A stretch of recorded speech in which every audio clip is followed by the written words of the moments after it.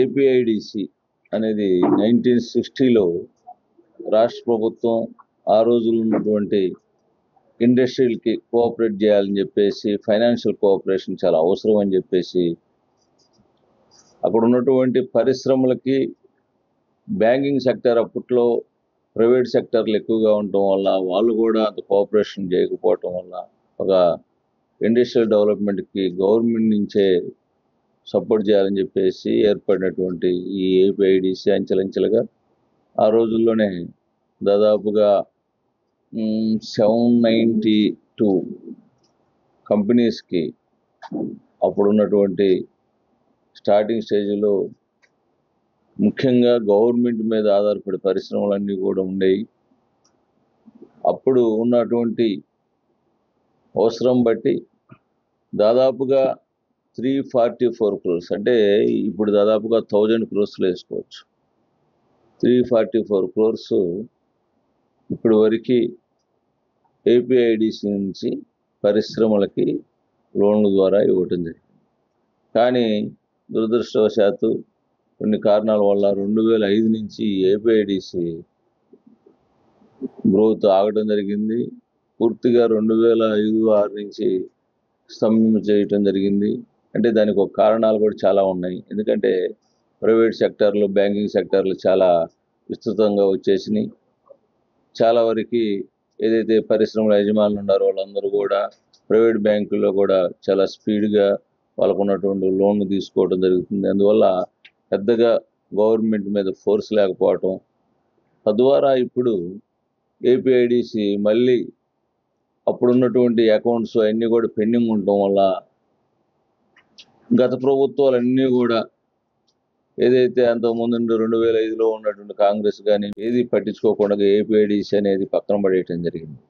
ఈ ఇండస్ట్రీల్లో కేవలం చంద్రబాబు నాయుడు గారు వచ్చిన దగ్గర నుంచి ఇండస్ట్రియల్గా ఏ రకమైన ప్రోత్సాహం ఇస్తే బాగుంటుంది, పరిశ్రమలు ఈ ఆంధ్రప్రదేశ్లో పెట్టుబడులు తీసుకురావడానికి అహర్నిశలు కష్టపడుతున్నటువంటి నారా చంద్రబాబు నాయుడు గారు, లోకేష్ గారు పరిశ్రమల స్థాపనకి, పరిశ్రమలు పెట్టుకోవడానికి అనుకూలమైనటువంటి వాతావరణం కల్పిస్తూ ఏపీఐఐసి కానీ ఏపీఐడిసి కానీ వారికి ఉన్నటువంటి ఏదైతే అవసరాలు ఉన్నాయో అన్నీ కూడా తీర్చాలని చెప్పేసి ఈ మధ్య కాలంలోనే ప్రతి నియోజకవర్గంలో కూడా ఇండస్ట్రియల్ పార్కులు అనేది డెవలప్ చేయాలని చెప్పేసి, ఆ ఇండస్ట్రియల్ పార్కులకి ఏం చేస్తే బాగుంటుందని చెప్పేసి P4 విధానం ద్వారా ప్రైవేట్ సెక్టారు, ప్రైవేటు అట్లా గవర్నమెంటు కలిసి చేయాలని చెప్పేసి ఒక విధానం కూడా తీసుకురావడం జరిగింది.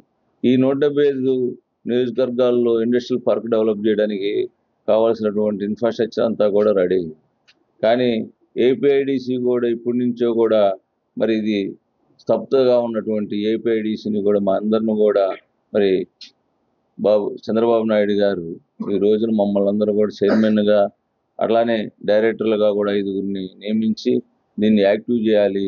దీని ద్వారా కూడా మరి ఎంఎస్ఎంఈ వాళ్ళ ద్వారా కూడా మరి దీనికి ఎంతో కొంత పరిశ్రమలకి మేము చేయూతనియాలని చెప్పేసి మేము కూడా ఇప్పుడు మా ఎండి గారు అయినటువంటి రఘునాథ్ గారు కూడా ప్రోత్సాహంతో ఏదైతే ఓల్డ్ అకౌంట్స్ ఉన్నాయో అన్నీ క్లియర్ చేసేసి దాదాపుగా 2021-2020 దాకా అప్డేట్ చేయడం జరిగింది.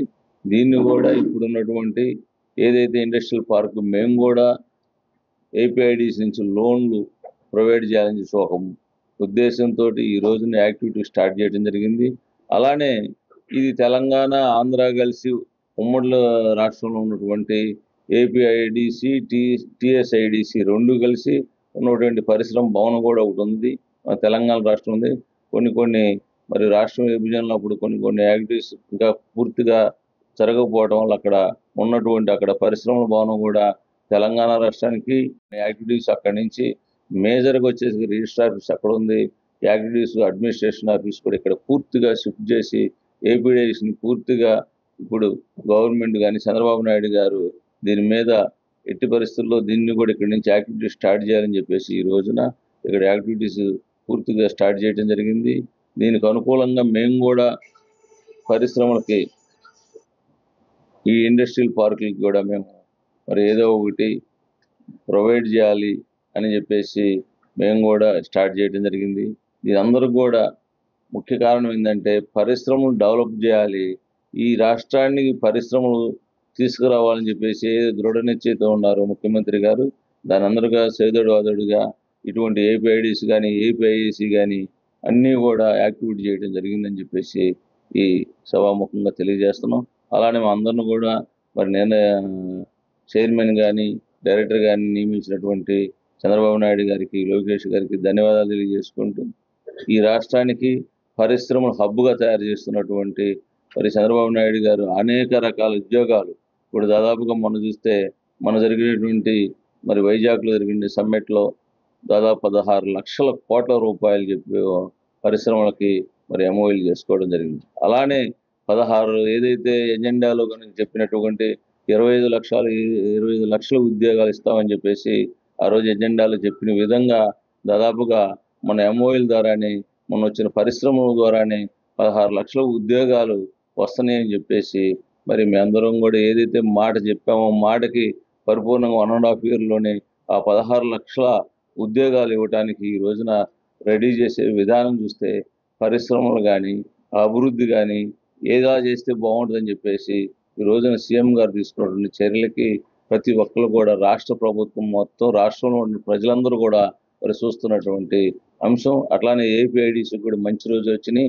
చక్కగా ఏపీఐడిసి ద్వారా మరి ఎవరైతే పారిశ్రామికవేత్తలు ఉన్నారో వాళ్ళందరికీ కూడా తోడ్పాటుగా మేము కూడా వస్తున్నాం కాబట్టి అందరికి కూడా మరి ఈ ఏపీఐడిసి ద్వారా అన్ని పరిశ్రమలకు కానీ ఏదైతే రేపు పెట్టుకునే మరి ఇండస్ట్రియల్ పార్కులు కూడా మేము కూడా మరి డ్రోన్ ఇవ్వడానికి సంసిద్ధం అవుతున్నాం. అట్లానే సిడ్బీ ద్వారా కూడా మొన్న చర్చలు జరిగినాయి.